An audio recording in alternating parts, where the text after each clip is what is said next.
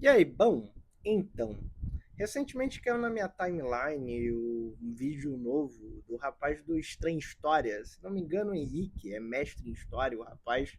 Uma das grandes alegrias de surgimento recente na internet brasileira. Uma pessoa competente falando sobre um assunto sério, de forma correta, com um bom embasamento e que a pessoa dedicou a vida àquilo, né? Estamos num momento histórico onde isso é cada vez mais raro. Curiosamente, todo mundo fala sobre tudo, ninguém sabe sobre nada, e aí fica aquela confusão. Este rapaz, o Henrique do Estranha História, faz um trabalho excelente. E o vídeo mais recente, pelo menos o vídeo mais recente que caiu na minha timeline dele, acerca de um gráfico de correlações em referências bíblicas. É um gráfico muito bonito, inclusive já até eu compartilhei, porque eu acho ele bonito enquanto arte mesmo, né? Que é a ideia de os textos se conectarem referenciando-se a si mesmo, fica um arco bonitíssimo, cheio de cores e tudo mais. E algumas pessoas acabam utilizando isso, como o Henrique colocou em seu vídeo, para mostrar uma espécie de prova da inspiração divina do texto, para mostrar uma espécie de prova da perfeição do texto, etc, etc, etc.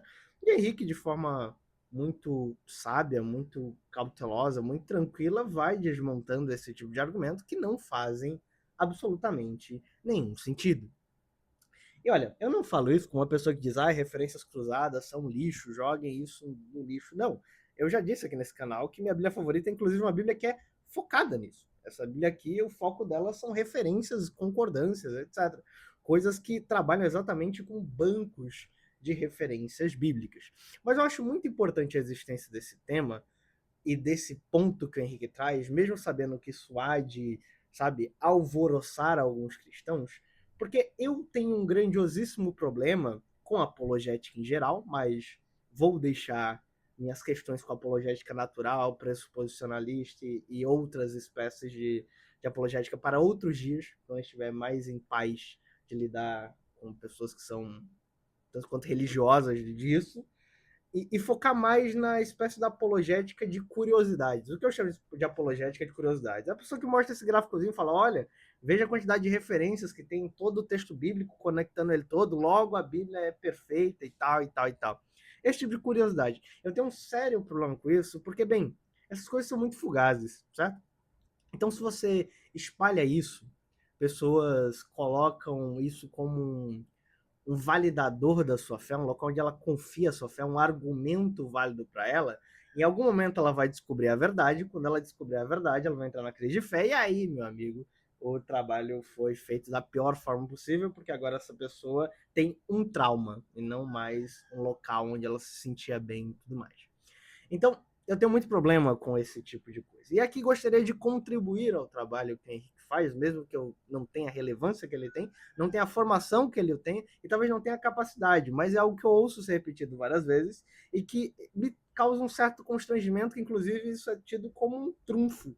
Com quase uma carta, você joga o mais 4 do Uno, é isso em qualquer debate. Veja bem, o argumento de que o Novo Testamento tem o maior número de manuscritos, papiros e pedaços por aí é verdade.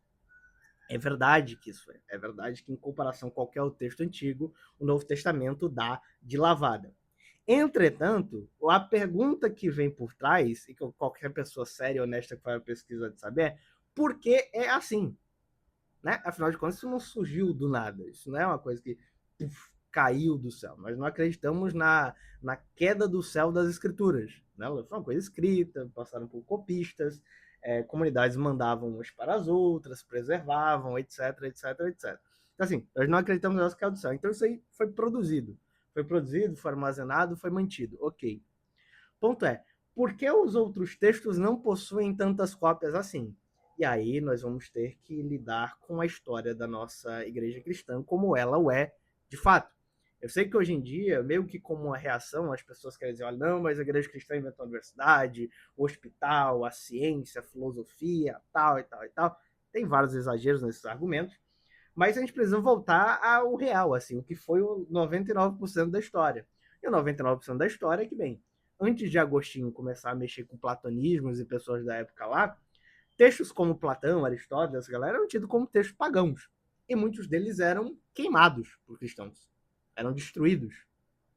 Bibliotecas inteiras foram incendiadas, destruídas, picotadas. Essa é a história como ela foi.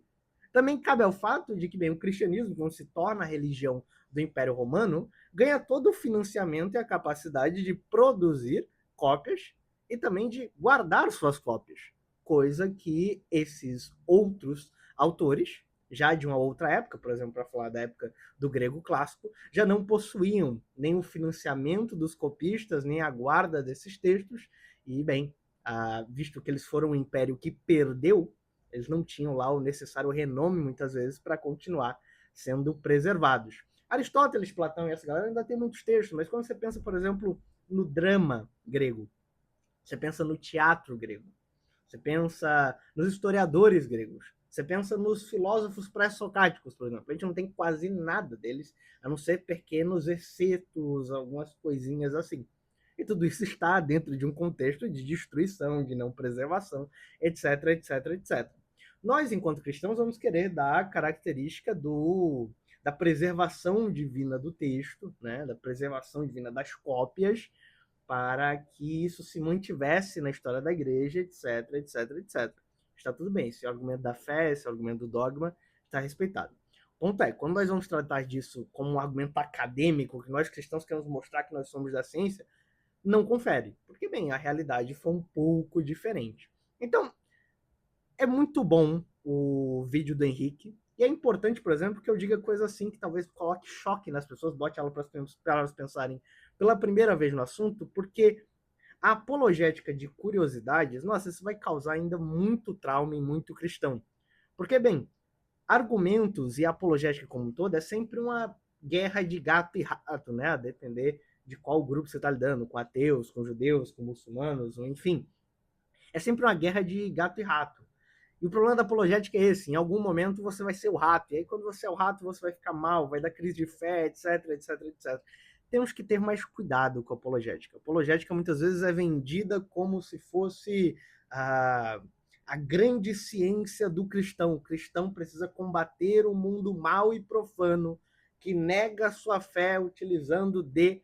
E aí é ciência mais ou menos, é história mais ou menos, é antropologia mais ou menos, é filosofia mais ou menos. E no final das contas, se as pessoas forem honestas com elas mesmas e não forem só consumir as mesmas fontes que elas consomem, ouvirem também o outro lado, elas vão acabar descobrindo em algum momento de forma muito desgostosa que mentiram para ela. E nós cristãos não podemos ter pacto com a mentira, então é importante que a gente jogue limpo. Por que há esses tantos de textos? Bem, tivemos condições para mantê-lo e destruímos outros textos. O fato é, de alguma forma o texto chegou preservado para nós, e o que as cópias que nós temos em nossos idiomas e em idiomas modernos são plenamente confiáveis. E se não fossem, nós já temos coisas como Nestle Aland ou a Bíblia Hebraica Stuttgartensia para fazer a tradução que a gente quiser disso. Então a gente tem uma condição confiável de saber qual foi o texto escrito. Então, Deus quis preservar dessa forma. Agora, a quantidade de manuscritos, não sei necessariamente se isso entra no argumento dos mais válidos. Mas é isso. Abração em vocês. Tomem cuidado com a apologética. Eu, pessoalmente, não gosto. Como disse, tenho ainda outras trilhões de críticas com a apologética naturalista, pressuposicionalista e outras tantas. Mas vamos deixar baixo, porque não estou com vontade de debater com gente um tanto quanto religiosa da sua própria categoria. Enfim, aqui estamos, aqui permanecemos. Um abração. Você não precisa dessas curiosidadezinhas para ter a sua fé ou manter a sua fé. Você precisa de Jesus Cristo e do Espírito Santo. Beijão.